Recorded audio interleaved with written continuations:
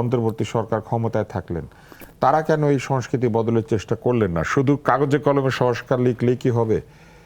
এটাকে প্রযুক্ত করে মানুষকে একটা উদাহরণ তৈরি করা কি দরকার ছিল না? না, চেষ্টা তো করেছে। আমি মনে করি এখনো চেষ্টা চলমান আছে। তারা কি গালিতে বাধা দিয়েছিলেন, মবে বাধা দিয়েছিলেন, আক্রমণে বাধা দিয়েছিলেন, প্রচুর আক্রমণ, প্রচুর গালিগালাজ তখন হয়েছে। আপনি দেখেছেন এক্সাম্পল ক্রিয়েট করেছে প্রথম আলো যখন আক্রমণ হয়েছে, ডেইলি যখন আক্রমণ হয়েছে, তাদের বিরুদ্ধে মামলা হয়েছে, ওই আসামিরা এখনো পর্যন্ত জেলে আছে।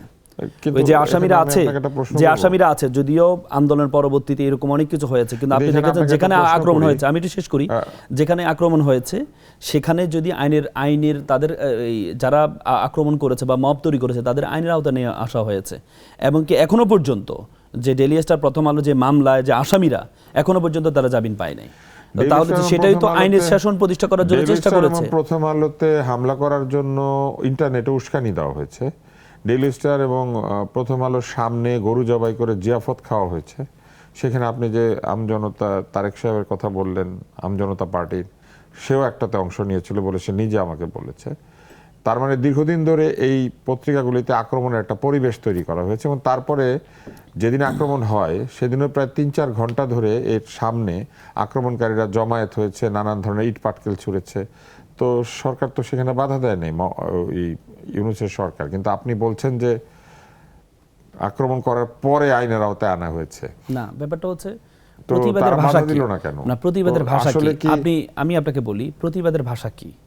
আপনি দেখতে পেয়েছেন উন্নত বিশ্ব প্রতিবাদের ভাষাগুলো হয়, যেমন হচ্ছে এই লন্ডনে রিসেন্টলি একটা প্রতিবাদ হয়েছে যে খাটের উপরে তারা প্রধানমন্ত্রীর বাসভবনের সামনে খাটের উপরে মানে বেড বানিয়ে মানে প্রতিবাদ করে, রাস্তা যে বেদখল এই হচ্ছে এই বানিয়ে তারা প্রতিবাদ করেছে। এটা প্রতিবাদের একটা স্মার্ট ভাষা। এখন কথা হচ্ছে যখন কেউ প্রতিবাদ করবে, ভিন্ন আঙ্গিতে প্রতিবাদ করবে, এটা যতক্ষণ পর্যন্ত ভায়োলেন্টের পর্যায়ে না যাবে ততক্ষণ পর্যন্ত আপনাকে সরকার হিসেবে আপনাকে এটা সুযোগ দেওয়া উচিত। এখন কথা হচ্ছে যদি ভায়োলেন্ট হিসেবে যায় তখন এই সরকারের দায়িত্ব হচ্ছে সরকার তাদেরকে আইনের আওতায় নিয়ে আসছে কিনা।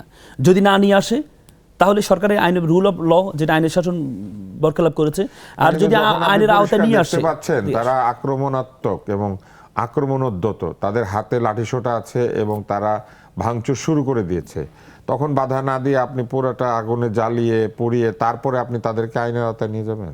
না না না না, ব্যাপারটা আমরা এই মিডিয়ার মাধ্যমে সম্পাদকরা বলেছিলেন, আমরা মিডিয়ার মাধ্যমে সম্পাদকরা বলেছিলেন যে তারা ফোন করেছেন এবং ফোন করার পর উপদেষ্টারা তাদের সেই ফোন কলে সাড়া দেন নাই। এমনকি একজন উপদেষ্টা এটাও বলেছেন যে তিনি দুঃখিত যে তিনি পারেন নাই, এরকম বলেছেন। না, এটা আমি আপনাকে বলেছি যে কোনো মব এটা কোনো সুযোগ নেই, এবং এটা আমরা কন্ডেম করি, আমরা প্রতিবাদ করি যে কোনো বিষয়ে।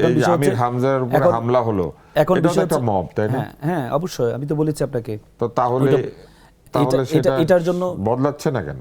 এটাই তো বদলানো উচিত আমাদের, এটাই তো বদলানো উচিত। যদি আপনি আইনি শাসন প্রতিষ্ঠা করতে চান আপনাকে যে কোনো মবকে আপনাকে মোকাবেলা করতে হবে। যদি মোকাবেলা করা না যায় তাহলে দেশে আইনের শাসন থাকবে না। আর দেশের আইনের শাসন যদি না থাকে আলটিমেটলি একটা দেশের স্ট্রাকচারে ভাঙ্গন তৈরি হবে।